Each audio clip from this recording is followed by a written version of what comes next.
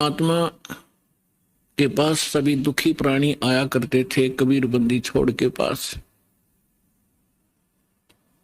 और वो ये कहा करते थे कि हम पर संकट बहुत है गुरुदेव, हम महादुखी हैं। तो परमात्मा कहा करते बच्चों ये काल का लोक है और यहाँ पर 21 ब्रह्मांड तक आग लगी हुई है राग द्वेष की, बेईमाना और काम क्रोध मोह लोभ अहंकार की आग में सभी जल रहे हैं। यहाँ कोई प्राणी सुखी नहीं है। आप ये मानते हो कि मैं रोग मुक्त हो जाऊंगा तो मैं सुखी हो जाऊंगा। जो निरोग हैं उनसे मिलिए जाकर के, उनको ना जाने कितनी और टेंशन पाएंगी जिनको आप सुखी मानते हो, क्योंकि जो निर्धन है वो सोचता है कि ये पैसे वाले सेठ साहूकार ये सुखी होंगे। जहां माया का समावेश है पुण्यात्माओं, स्वप्न में सुख नहीं हो सकता। यह भूल है प्राणी का, क्योंकि जब तक हम उस आग में नहीं गिरते तब तक हमें ऐसे लगता है शीतल होगी। और सेठ ये सोचते हैं कि राजा लोग सुखी होंगे, हमें सुख नाम की वस्तु नहीं। क्योंकि सेठ वैसे नहीं बनता, उसने कोई तिगड़मबाजी करनी ही पड़ती है। उसके पास 20-30 लाख रुपए हैं तो 50 लाख रुपए का काम उसने आगे फिर से ऑन लोन ऋण लेकर शुरू करना पड़ेगा, तभी वो सेठ होने की सोचेगा। और वो 50 लाख का लोन ले लिया, बिजनेस ठीक चला नहीं, अब 20 लाख वो गए और 30 लाख 50 लाख का लोन गया। वो सेठ उस टेंशन के अंदर अपना जीवन व्यतीत कर रहा होता है। फिर सोचता है अब दूसरा बिजनेस करता हूं। आम व्यक्ति को लगता है बड़ा सेठ है, बड़े बिजनेस चल रहे हैं, पर सपने में शीतलता उस प्राणी को नहीं है। सेठ साहूकार यानी धनी व्यक्ति समझते हैं राजा लोग सुखी होंगे। एक घर का सदस्य, छोटे से घर का जिसमें 5-4 सदस्य होते हैं, एक घर का मुखिया जिसमें 5-4 सदस्य होते हैं, वो उनके निर्वाह में, उनकी व्यवस्था में कितना दुखी होता है। किसी की फीस भरनी है, किसी को एडमिशन दिलाना है, किसी के कपड़े लाने हैं, कोई विवाह के योग्य हो गया है, और भी बहुत सी पारिवारिक जो समस्याएं हैं वो सामने अड़ी रहती हैं। और एक राजा एक क्षेत्र का मुखिया होता है, उसको और भी ज्यादा टेंशन रहती है अपनी प्रजा को सुनियोजित रखने की और लॉ एंड ऑर्डर बनाए रखने की। तो स्वप्न में सुखी नहीं होता राजा। ठीक है, वो बकवाद करते हैं, वो लोग थोड़ी सी राहत पाकर घूटी लगा लेते हैं, नाच गाने देख लेते हैं, लेकिन अंदर से वज्जों के तो जल रहे होते। पृथ्वी के राजा लोग सोचते हैं कि स्वर्ग के देवता सुखी होंगे। इन देवताओं की कथा पढ़कर देखो पुराणों के अंदर, इनमें वही आग जल रही है जो यहाँ के लोगों में है, क्योंकि वो भी एक जीव हैं। जैसे कोई IAS ऑफिसर लग जाता है, भले ही वो कमिश्नर लग जाता है, DC लग जाता है, वो है तो जीव मनुष्य ही, उसके अंदर सब विकार विद्यमान है जो एक गरीब व्यक्ति में, आम नागरिक में है। काम क्रोध मोह लोभ अहंकार, उससे भी वो सड़ रहा है। बेसिक वो अधिकारी बन गया है, साहब बन गया है, लेकिन उसके ऊपर जो आपदाएं हैं, प्राकृतिक दुख हैं, ज्यों के त्यों बने हुए हैं। इसी प्रकार वो देव समझो। और देवता लोग समझते हैं कि इंद्र सुखी होगा, वो देवताओं का राजा है। इंद्र की कथा पढ़कर देखो, कितनी बार राजा इंद्र जो है उन राक्षसों के साथ युद्ध में हार जाते हैं, जंगलों में समय व्यतीत करते हैं, और फिर क्या होता है, इंद्र का राज भोग के इंद्र के राज को यानी अपना समय पूरा करके देवताओं का राजा, स्वर्ग का राजा मृत्यु को प्राप्त होता है और मृत्यु के उपरांत वो गधे की योनि से 84 लाख योनियों को प्रारंभ करता है। तो परमात्मा कबीर जी बताया करते थे, भाई तन दर सुखिया कोई न देखा, जो देखा सो दुखिया हो। उदय अस्त की बात करते हैं, मन सबका किया विवेक का हो, सबका किया विवेक का हो। तन दर सुखिया कोई न देखा, जो देखा सो दुखिया हो। उदय अस्त की बात करते हैं, मन सबका किया विवेक का हो, सबका किया विवेक का हो। भाई घाटे बाधे सब जग दुखिया, के गृहस्थी बैरागी हो। घाटे बाधे सब जग दुखिया, के गृहस्थी बैरागी हो। सुख देव ने दुख के डर से, गर्भ में माया त्यागी हो, गर्भ में माया त्यागी हो। तंदर सुखिया कोई न देखा, जो देखा सो दुखिया हो। उदय अस्त की बात करते हैं, मन सबका किया विवेक का हो, सबका किया विवेक का हो। भाई जंगम दुखिया, ये जोगी ही दुखिया, तपस्वी को दुख दूना हो। जंगम दुखिया, जोगी दुखिया, तपस्वी को दुख दूना हो। आशा तृष्णा सब में व्यापे, कोई महल ना सुना हो, कोई महल ना सुना हो। तंदर सुखिया कोई ना देखा, जो देखा सो दुखिया हो। उदय अस्त की बात करते हैं, मन सबका किया विवेक का हो, सबका किया विवेक का हो। भाई साच कहूं तो ये जग न माने, पर झूठ कही ना जाई हो। साच कहूं तो ये जग न माने, पर झूठ कही ना जाई हो। ये ब्रह्मा विष्णु शिव जी दुखिया, जिन ये राह चलाई हो, जिन ये राह चलाई हो।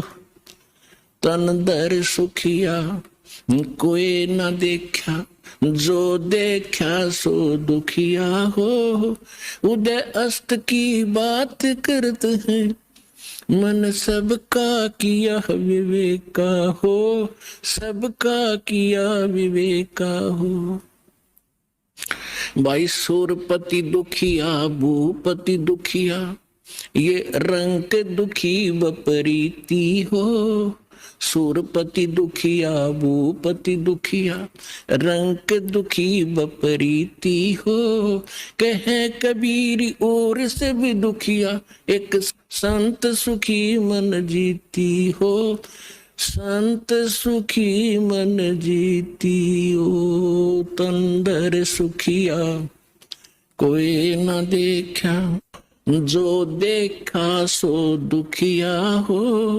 उदय अस्त की बात करते हैं, मन सबका किया विवेक का हो, सबका किया विवेक का हो। सूरपति दुखिया, भूपति दुखिया, ये रंग दुखी बपरीती हो। सूरपति दुखिया, भूपति दुखिया, रंग दुखी बपरीती हो। कहे कबीरी और सब दुखिया, एक संत सुखी मन जीती हो, संत सुखी मन जीती हो। तन दर सुखिया कोई ना देखा जो देखा सो दुखिया हो, उदय अस्त की बात करते हैं, मन सबका किया विवेका हो, सबका किया विवेका हो। अब परमात्मा कबीर जी बताया करते थे, बच्चों जिस लोक में आप रह रहे हो यहां सुख नाम की वस्तु नहीं है। इस झूठे सुख को ही आपने सुख मान लिया, हल्के दुख को आप सुख मान बैठे हो। अन्य की तुलना में आप पर कम आपत्ति है, आप उसे सुख मान बैठे हो।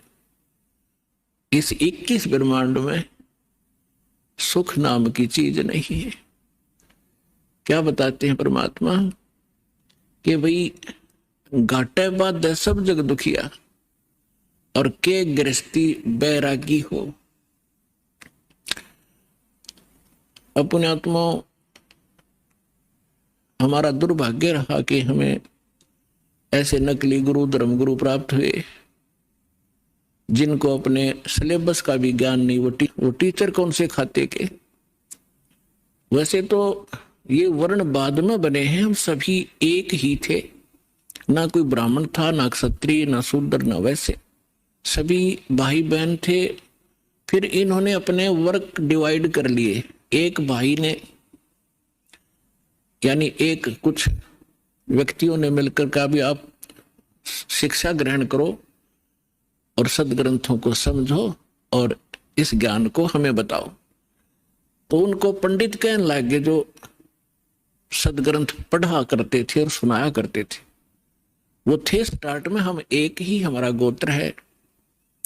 बाद में हम बढ़ते चले गए, आगे चल के हमारे वंश के नाम से कुल का गोत्र बनता चला गया, कुल गोत्र। तो उनको जो पंडित बने उनको पूरी छूट दे दी कि हम तुम्हें तुम्हारा सारे परिवार का खर्चा भी देंगे पूजा रूप में, आप इन सदग्रंथों को पढ़िए और हमें बताओ। ऐसा ही प्रारंभ हुआ। अब परमात्मा ने आके बताया है कि गुरु बिन वेद पढ़े जो प्राणी और समझ अनुसार रहे ज्ञानी, गुरु बिन काहु न पाया ज्ञाना, जो थोथा भूसड़े मूड किसाना। तो इन ऋषि महर्षियों को कोई सदगुरु मिले नहीं और सदगुरु स्वयं परमात्मा आए लीला करने के लिए, वो हमने सुहाए नहीं। जैसे क्या होता है, जैसे किसी ने थोड़ा सा बोलन की शैली ठीक कर ली और 10-20 श्लोक गोठ लिए वेद या गीता या कोई वाणी पढ़ ली किसी संत की, तो आम स्थान पर खड़ा होकर वो 100-200 व्यक्तियों को प्रभावित कर सकता है अपने प्रवचन के बोलने की शैली से, लेकिन उसके पास कख नहीं है।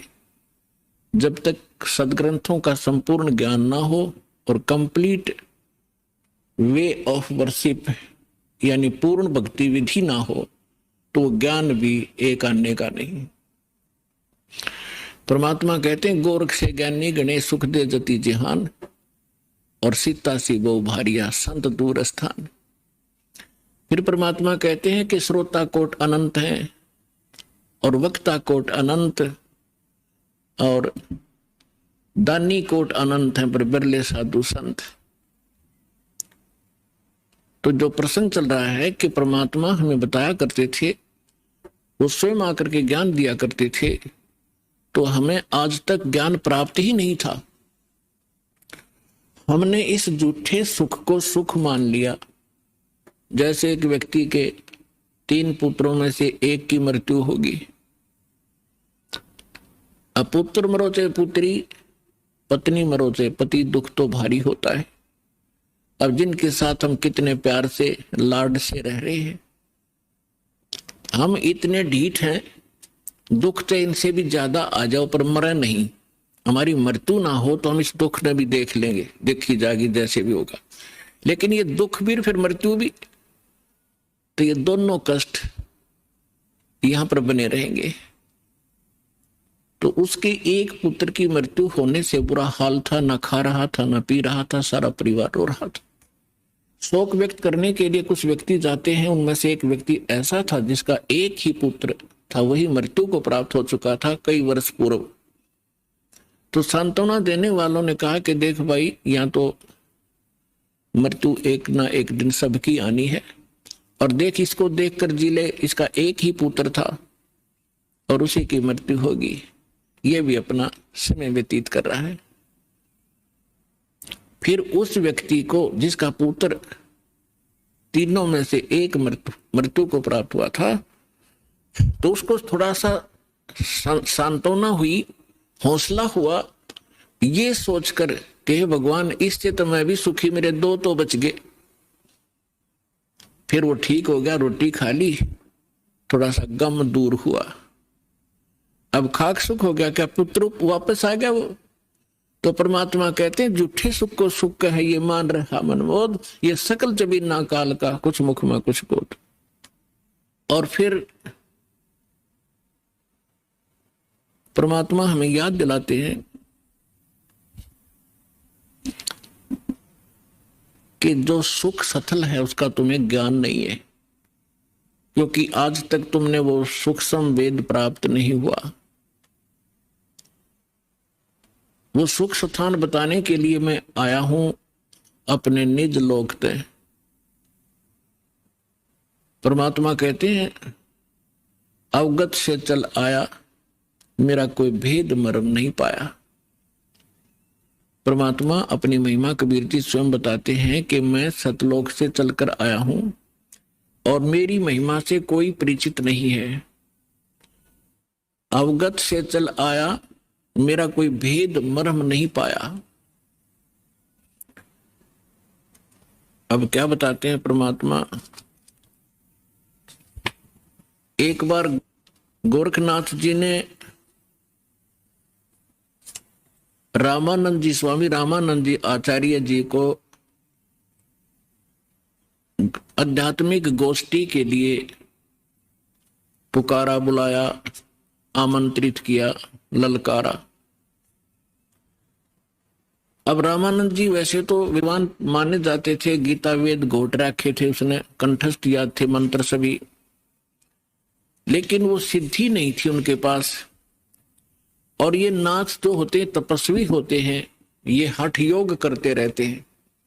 हठ योग से कुछ सिद्धियां आ जाती हैं जो इस मानव शरीर की और इस भक्ति के नाशक होती है।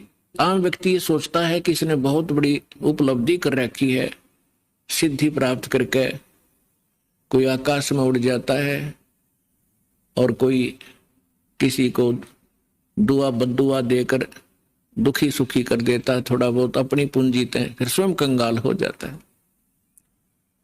तो ये सब ड्रामेबाजी थी। तो गोरखनाथ जी ने स्वामी रामानंद जी से कहा कि आइए हमारे साथ गोष्ठी कीजिए। रामानंद जी चिंतित हो गए कि श्रोता विद्वान नहीं है और ये नाथ जी जो आए हैं मेरे साथ गोष्ठी करने के लिए, इनमें सिद्धि होती है।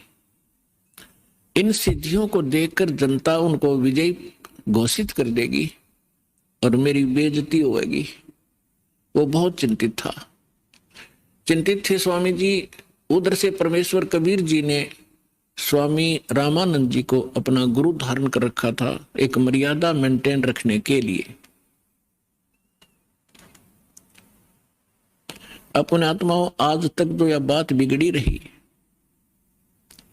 दो विद्वान आपस में बैठकर चर्चा किया करते थे जिसको शास्त्रार्थ कहते थे, और शास्त्रार्थ वो संस्कृत में बोला करते थे। सभी श्रोता अशिक्षित होते थे, उनको संस्कृत कह भी नहीं आती थी, और जिसकी बोलने की शैली दुरुस्त होती थी और संस्कृत घनी याद होती थी और वो ज्यादा संस्कृत बोलता ही रहता था, तो श्रोता उसको ताली पीट कर और विजयी घोषित कर देते थे। उस नकली के थे तो वह दोनों नकली, पर जो घना नकली था वो सिद्ध हो जाता था कि ये महाविद्वान और मैं ऋषि हो गया।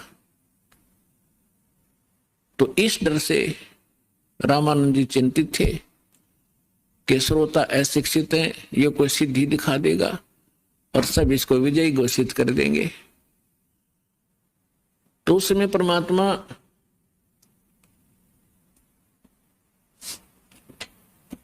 कबीर जी जब अपने गुरुदेव के आश्रम में पहुंचे,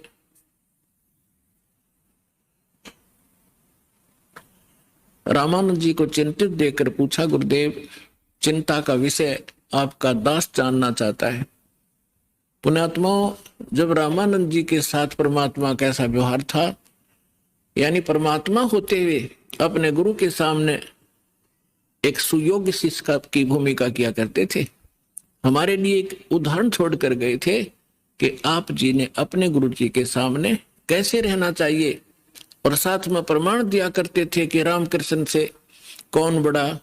तुम रामकृष्ण को सुप्रीम पावर मानते हो अज्ञानता से, फिर भी मान कर चलो कि रामकृष्ण से कौन बड़ा। उन्होंने भी गुरु कीन, और 3 लोक के वे धनी, गुरु आगे अधीर। तो इस कारण से रामानंद जी ने फिर जब परमात्मा से परिचित हुए, सतलोक सचखंड में मालिक को देखा, तब कहा था, तुम साहेब तुम संत हो, तुम सतगुरु तुम हंस, और राम गरीबदास तेरे रूप बिना और न दूजा अंश। तुम ही परमात्मा हो, साहेब हो, तुम साहेब तुम संत हो। एक संत भी आप ही हो, जो क्वालिटी संत में होनी चाहिए, और परमात्मा तो समर्थ हो ही हो। तुम साहेब तुम संत हो, तुम सतगुरु, सतगुरु माने जो सच्चा ज्ञान, यानी बिल्कुल एक्यूरेट और संपूर्ण अध्यात्म ज्ञान भी आप ही के पास है, किसी के पास नहीं। आप वास्तव में सतगुरु हो, सच्चे सतगुरु हो, सच्चा ज्ञान युक्त हो। और तुम साहेब तुम संत हो, तुम सतगुरु तुम हंस। हंस माने एक नेक आत्मा, एक सुयोग्य शिष्य भी आप ही हो। तो परमात्मा ने कहा, क्या आपका दास चिंता का कारण जान सकता है? तब स्वामी जी के साथ बैठे और भी बहुत से ब्राह्मण ऋषि थे। उन्होंने बताया कि ऐसे कोई नाथ जी आए हैं, उन्होंने स्वामी जी से गोष्ठी करने को कहा है, और नहीं तो जो नहीं गोष्ठी के लिए आएगा तो हार मान ली जाएगी। और दूसरी कंडीशन ये रखी है कि जो हार जाएगा वो जीतने वाले का सह अनुयायी शिष्य बनेगा। तब स्वामी जी ने कहा कि हे भगवान, वो नाथ सिद्धि युक्त है, वो सिद्धि का ड्रामा दिखाएगा, जनता उसकी वाह वाह कर देगी और हमारा मिशन फेल होगा। मुझे चिंता ये खा रही है। तब परमेश्वर ने कहा, स्वामी जी हार जीत की चिंता संत नहीं किया करते, और हमने सामना करना चाहिए, हमें चलना चाहिए। आपका दास भी तो आपके साथ है। रामानंद जी को पता था, क्योंकि वो देख चुके थे उसकी परमात्मा की महिमा को। तब थोड़ा ढाढ़स बंधा और उसकी चुनौती स्वीकार की। अब वहां जहां निश्चित समय और स्थान था वहां पहुंच गए। नाथ जी को आसन दे रखा अलग से, ऊंचा तख्त पर, जमीन पर अलग से आसन बिछा रखा। अच्छा, उधर से रामानंद जी का एक तख्त सा लगाकर वहां आसन लगा दिया। और स्वामी परमेश्वर कबीर जी एक सुयोग्य शिष्य की तरह स्वामी रामानंद जी के चरणों में जमीन पर बैठ गए। और सामने वो नाथ जी, कबीर साहब तो भगवान थे, अंतर्यामी थे, उन्होंने देख लिया गोरखनाथ धक्के खाने आया है। क्योंकि ये कुछ ऐसे साधक होते हैं जो पूर्व जन्मों के संस्कारी होते हैं, और एक पूरे जीवन में उस भक्ति का अपना नाश भी कर जाते हैं। बहुत सी पूंजी लुटा जाते हैं, किसी को चमत्कार दिखाकर, किसी को हानि पहुंचाकर, और किसी को छोटा मोटा लाभ पहुंचाकर, फिर भी उनमें कुछ भक्ति शेष रह जाती है, जिस कारण से वो पितरलोक को प्राप्त हो जाते हैं। और पितरलोक में गए हुए ये एक सुप्रीम भूत होते हैं पितर, और वो कभी भी यहां आके प्रकट होकर के दिख जाते हैं। स्वर्ग के देवता भी यहां आ सकते हैं और वापस जा सकते हैं, लेकिन जन्म मृत्यु उनका कभी समाप्त नहीं हो सकता। तो गोरखनाथ जी ने देखा कि वहां वैष्णव पंथ का ज्यादा प्रचार कर रहे हैं स्वामी रामानंद जी। और नाथ पंथ सिकुड़ता जा रहा है, घटता जा रहा है। अब ये राग द्वेष ऊपर तक घर कर गया, वहां तक इनको, यहां से जाने के बाद भी ये दुखी रहते हैं अपने मैं मेरी के कारण। तो जिस कारण से उसने रामानंद जी को पराजित करने के लिए स्वयं आना पड़ा। हालांकि गोरखनाथ जी बहुत पहले अपने मानव शरीर का जो एक कर्म था पूरा करके जा चुके थे। तो परमात्मा ने देख लिया कि तो गोरखनाथ है,